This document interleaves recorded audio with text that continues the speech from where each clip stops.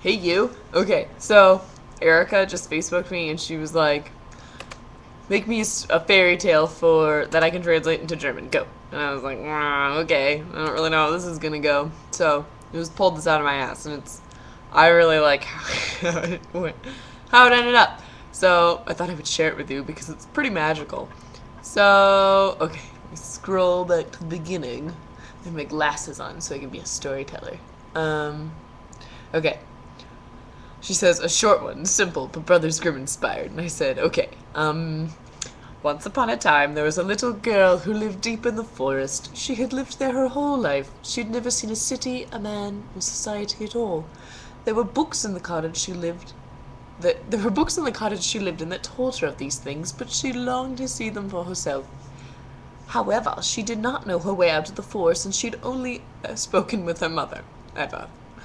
Her mother passed away with the final words, "Promise me you'll be safe and tend to the roses." She promised, and so every year she spent taking care of the roses, watering them, singing to them, pruning them, etc. One day, the prince and his hunting party were in hot pursuit of an elusive stag. They chased the buck far into the forest. This was no ordinary stag, however. Legend had it that his poop held the power of immortality. His poop evaporates before it hits the ground, though, so that's why they have to catch him and not just find his poop. This is, okay. As the little girl was in her garden pruning her mother's roses, the stag wandered into her presence. She offered the stag berries, and he ate from her hand. Shortly thereafter, he pooped, and something marvelous happened. As his poop turned to glitter among the roses turned blue. The roses had absorbed his poop's power of immortality. And the prince, the fastest rider in his... Oh, wait. Okay. So the prince, the fastest rider in his party, comes upon the girl, and the stag flees. He asks, "You there, girl, were you not just charming that stag?" The prince demands the girl ride with him so that she may charm the deer into pooping for him. He uses a lacrosse stick to catch the poop. The girl is upset because she cannot leave her roses. She begs him to leave her be. All the while she is terrified. He is the first man she has ever beheld. But he scoops her up like the poop he wishes to scoop and sets her in the saddle with him. The prince allows the girl to pluck but a single blue rose from her garden to bring with her.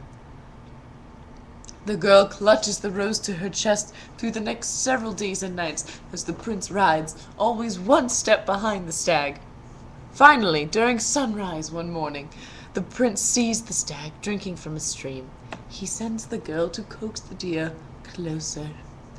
The girl approaches the stag, who remembers her kindness. He allows the girl to pet his velvety muzzle, and before too long he raises his tail, prepared to poop. The prince approaches slowly, lacrosse stick in hand. But he snaps a twig and startles the stag. The stag dashes away. Dismayed, the prince and the girl sit beside the stream. It has been several days since either of them have rested. The girl still clutches her blue rose, and remarkably, even though it has been days since the flower was plucked, it is still as fresh and aromatic as it was when she first picked it. The prince marvels at her blue rose. "Did you grow this yourself, fair maiden?" he asks. "It was my mother's dying wish that I should look after her rose garden," sighs the girl. "Until the stag came through, they were beautiful reds, yellows, pinks, and whites. Now they're just blue." The prince gasps, realizing what might have happened. "Say, the stag didn't poop in your garden, did he?" "Well, of course. Doesn't every creature, man and woman, poop?" The prince asks to see the rose, so perfectly held against her bosom. The girl is cautious, but hands it to him, trembling all the while. The prince feels something wonderful course through his veins as he holds the rose. He allows himself to believe that this simple blue rose is what he has been searching for. "I feel as though I could live 1,000 lives and not grow frail," he thinks to himself. He draws his sword. "My lady," he cautions, "be not alarmed. If I am right, all should be well.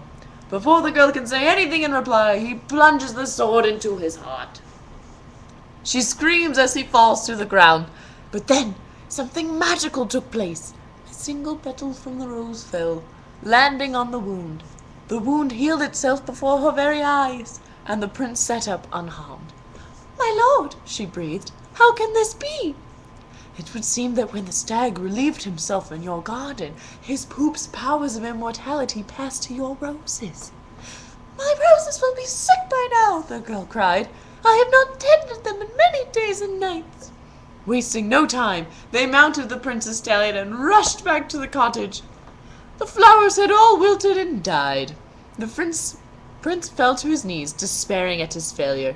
"And the stag will be leagues away by now," he moaned.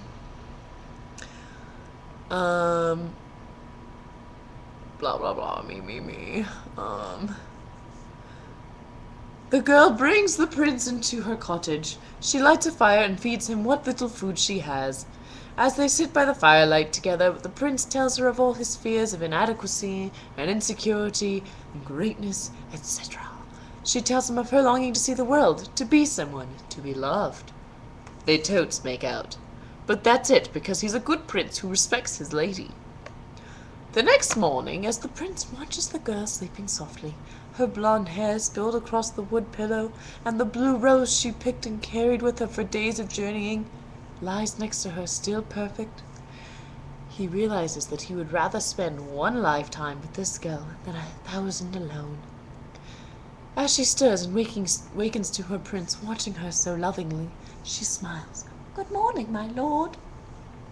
"There is something I must ask of you, my lady," he says solemnly. He gets down upon one knee. She sits up, unable to believe she is awake and not dreaming. He realizes he should spend his life treasuring what he has instead of chasing what he doesn't have. La la la. The rose keeps them both young for many years, and they rule together side by side, bringing peace and harmony to all people across the land. The end! Pulled that out of my ass. I was pretty impressed with myself. I like it.